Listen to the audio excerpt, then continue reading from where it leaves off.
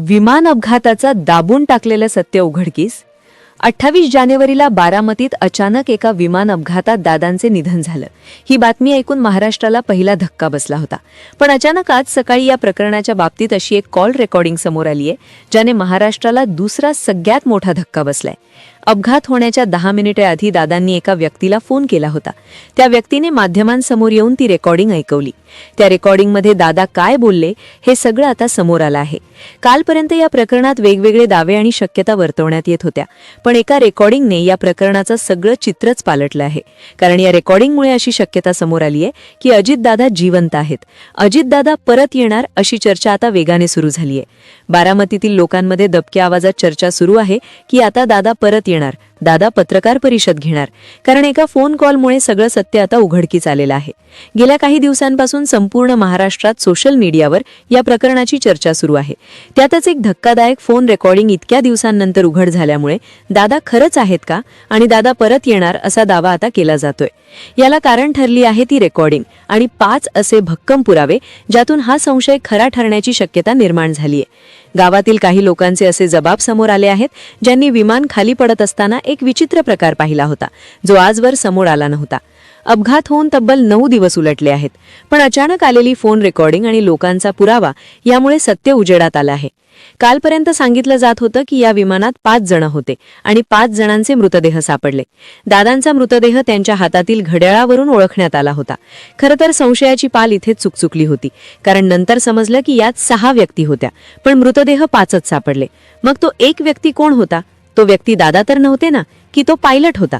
कारण पायलट देखील शेवटच्या क्षणी बदलण्यात आला होता आणि पायलटच्या पत्नीने पोस्ट केली होती की माझे पती जिवंत आहेत. कालपर्यंत हीच चर्चा होती, पण आज सकाळी अचानक एक कॉल रेकॉर्डिंग समोर आली, जी अपघात होण्यापूर्वी दादांनी विमानातून बारामतीतल्या एका व्यक्तीला केली होती.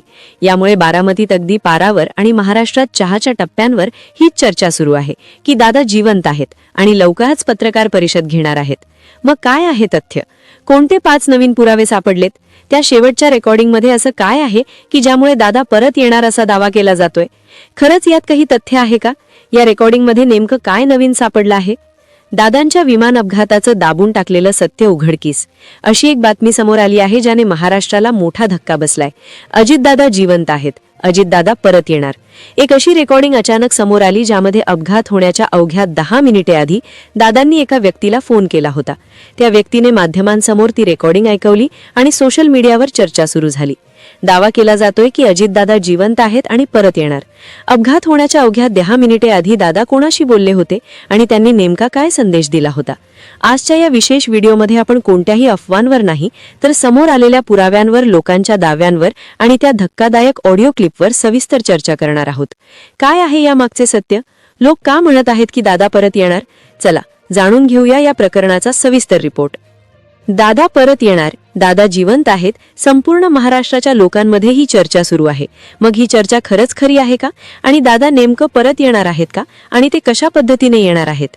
खरं तर याची जी सुरुवात आहे, तर ती ही शंका येण्यामध्ये, या चर्चा सुरू होण्यामागे खरं तर याची सुरुवात झाली होती त्या दिवशी सकाळी. दिवस होता 28 जानेवारीचा. त्या दिवशी सकाळी वातावरण निवांत होते, पण अचानक बातमी आली की बारामतीच्या दिशेने जाणारे विमान कोसळले आहे.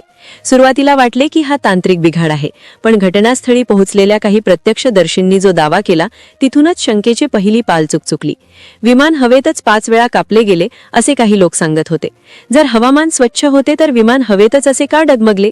पहिल्या दिवशी प्रशासनाने सांगितले की विमानात 5 जण होते, पण विमानतळाच्या कागदपत्रांमध्ये मात्र काही वेगळेच दडलेले होते. 29 जानेवारीला दादांवर अंत्यसंस्कार झाले, पण इथेच लोकांच्या मनात प्रश्नांचे काहूर माजले. अंत्यविधी दरम्यान मृतदेह पूर्णपणे कपड्यांनी झाकलेला होता. चेहरा किंवा शरीराचा कोणताही भाग दिसत नव्हता.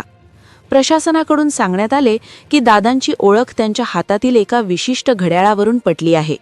पण विचार करा, ज्या आगीत विमानाचे पोलाद वितळले, तिथे ते घड्याळ सुरक्षित कसे राहिले? हा प्रश्न केवळ लोकांच्या मनात नव्हता, तर राजकीय वर्तुळातही दबक्या आवाजात चर्चेला जाऊ लागला. 3ऱ्या दिवशी तपास यंत्रणांच्या हाती ब्लॅक बॉक्स लागला. सामान्यतः विमान कोसळण्यापूर्वी वैमानिक मेढे हा आणीबाणीचा संदेश देतो, पण या ब्लॅक बॉक्समध्ये वैमानिकाने मेढेऐवजी ओ शिट असे उद्गार काढल्याचे ऐकू आले. याचा अर्थ असा की अपघात तांत्रिक नव्हता, तर काहीतरी असं घडलं होतं जे वैमानिकाच्या कल्पनेपलीकडे होतं. याच दिवशी दिल्लीतून एका विमान कंपनीच्या मालकाला चौकशीसाठी ताब्यात घेण्यात आले. या अटकेने प्रकरणाचा रोख पूर्णपणे बदलला. चौथ्या दिवशी सगळ्यात मोठा बॉम्ब फुटला. विमानाच्या पॅसेंजर मॅनिफेस्टनुसार विमानात एकूण 6 जण चढले होते. मग प्रश्न असा पडला की घटनास्थळी मृतदेह फक्त 5च कसे सापडले? तो 6वा व्यक्ती कोण होता? तो विमानातून हवेतच गायब झाला की तो कधी विमानात चढलाच नव्हता? सोशल मीडियावर चर्चा सुरू झाली की जो व्यक्ती गायब आहे तोच तर दादा नसतील ना, की त्या 6व्या व्यक्तीने काहीतरी मोठा खेळ केला? याच दिवशी समोर आले की ऐनवेळी अनुभवी वैमानिक बदलून एका अशा वैमानिकाला पाचारण करण्यात आले होते ज्याचा इतिहास वादातीत होता. 5व्या दिवशी या प्रकरणाला भावनिक आणि कायदेशीर वळण मिळाले. ज्या वैमानिकाचा मृत्यू झाल्याचे सांगितले जात होते त्याच्या पत्नीचा एक व्हिडिओ सोशल मीडियावर व्हायरल झाला. तिने थेट दावा केला की टीव्हीवर जो फोटो दाखवला जात आहे तो माझ्या पतीचा नाहीच, माझे पती जिवंत आहेत. या दाव्याने प्रशासनाची झोप उडवली. जर वैमानिक तो नव्हता तर विमानात नेमकी कोण होते? मृतांच्या ओळखीबद्दल संभ्रम निर्माण झाला आणि महाराष्ट्राच्या पारावरची चर्चा आता दाद्यांमध्ये बदलू लागली. 6व्या दिवशी दादांचे अत्यंत निकटवर्तीय अमोल मिटकरी यांनी मीडियासमोर येऊन काही प्रश्न उपस्थित केले. त्यांनी विचारले की जर 6 लोक होते तर 5च मृतदेह का? तसेच ज्या ठिकाणी विमान कोसळले त्या गावातील लोकांनी सांगितले की विमान खाली येताना त्यांनी एक पॅराशूटसारखी वस्तू हवेत तरंगताना पाहिली होती. ही माहिती आजवर का दडवण्यात आली? जर कोणी विमानातून उडी मारली असेल तर तो व्यक्ती नक्कीच सुरक्षित असणार. इकडे बारामतीत आणि संपूर्ण महाराष्ट्रात दादा परत येणार अशा पोस्ट्सचा महापूर आला होता. आणि मग उजाडला आजचा दिवस. आज सकाळी एक अशी ऑडिओ क्लिप समोर आली ज्याने या प्रकरणावर शिक्कामोर्तब केल्यासारखी स्थिती निर्माण केली. हा फोन कॉल दादांनी अपघात होण्यापूर्वी शेवटचा केला होता. ज्या व्यक्तीला हा फोन केला होता त्याने स्वतः समोर येऊन ही क्लिप वाजवून दाखवली. या क्लिपमध्ये दादांचे शब्द काहीतरी मोठे संकेत देत होते. ते घाबरलेले नव्हते, तर ते काहीतरी सूचना देत होते. काळजी करू नका, मी मार्ग काढतोय, असे काहीसे शब्द त्या रेकॉर्डिंगमध्ये असल्याचे बोलले जात आहे. एकीकडे या चर्चा सुरू असताना दुसरीकडे तपास यंत्रणांनी वेगळी माहिती दिली आहे. त्यांच्या मते 6 जणांचा आकडा हा केवळ तांत्रिक गोंधळामुळे आला होता, कारण क्रू मेंबरची गणना 2दा झाली होती. पोलीस सूत्रांनुसार घड्याळाव्यतिरिक्त दादांच्या अंगावरील कपड्यांच्या विशिष्ट डिझाईनवरून त्यांची ओळख पटली होती आणि त्यानंतर DNA चाचणीही करण्यात आली होती. राजकारणात सध्या सुमित्रा वहिनींनी जबाबदारी स्वीकारली आहे आणि त्या दादांच्याच वेगाने काम करत आहेत.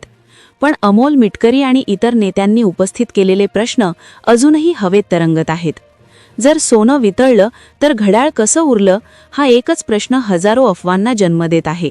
काही लोक याला शिवाजी द बॉस चित्रपटासारखी एंट्री म्हणतायत, तर काही याला केवळ लोकांच्या भावनांचा उद्रेक मानत आहेत. तर मित्रांनो, आत्तापर्यंत समोर आलेल्या या सर्व दिवसांच्या घटनाक्रमावरून एक गोष्ट स्पष्ट आहे की हा अपघात जितका दिसतोय तितका साधा नाही. 6वा प्रवासी, वैमानिकाच्या पत्नीचा दावा, मिटकरींचे प्रश्न आणि शेवटी ती ऑडिओ क्लिप, या सर्व गोष्टींनी दादा जिवंत आहेत या चर्चेला खतपाणी घातले आहे. मात्र अधिकृतपणे दादांवर अंत्यसंस्कार झाले आहेत आणि सरकारनेही या प्रकरणाचा तपास अतिशय वेगाने सुरू असल्याचं म्हटलं आहे. प्रेक्षकांनो, इथं थोडंसं थांबा.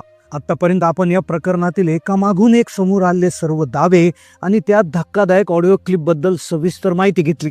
पण इथे एक गोष्ट स्पष्ट करणं खूप गरजेचं आहे. ही सर्व माहिती सध्या सोशल मीडियावर उपलब्ध असणारे दावे, लोकांच्या चर्चा आणि समोर आलेल्या काही पुराव्यांवर आधारित असलेली फक्त एक शक्यता आहे. अधिकृतपणे दादांवर अंत्यसंस्कार झालेले आहेत. तपास यंत्रणा त्यांचा तपास करत आहे. पण तरी लोकांच्या मनात अनेक प्रश्न आहेत. तो 6वा प्रवासी कोण? वैमानिकाच्या पत्नीने तो दावा का केला? आणि त्या घड्याळाचं रहस्य नेमकं काय? आता मलाही तुम्हाला विचारायचं आहे की तुम्हाला काय वाटतंय? या सर्व गोष्टी केवळ अफवा आहे की यामागे खरंच काहीतरी मोठं सत्य दडलेलं असू शकतं? दादा खरोखर पुन्हा परत येतील का? तुमचं जे काही मत असेल ते कमेंट बॉक्समध्ये नक्की कळवा, कारण तुमच्या एका कमेंटमुळे या प्रकरणाच्या वेगवेगळ्या बाजू समोर येऊ शकतात. आणि अशाच अपडेटसाठी आपल्या चॅनलला सबस्क्राईब करायला विसरू नका. व्हिडिओ जर आवडला असेल तर एक लाईक नक्की करा. लवकर भेटूया पुढच्या भागात. तोपर्यंत धन्यवाद.